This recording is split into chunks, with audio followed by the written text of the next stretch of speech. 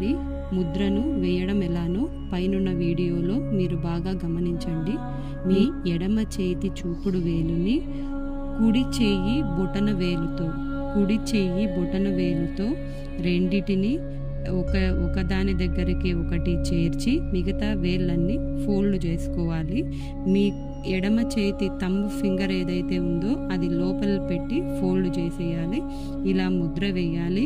మీరు మామూలుగా ధ్యానం చేసినట్టే ఈ ముద్రను పెట్టుకొని ఒక 10 నిమిషాల పాటు వారాహిదేవి నామాలను ముందుగా ఏవైతే చెప్పుకున్నామో ఆ 7 నామాలను మనసులో స్మరిస్తూ వారాహిదేవి అనుగ్రహాన్ని పొందండి.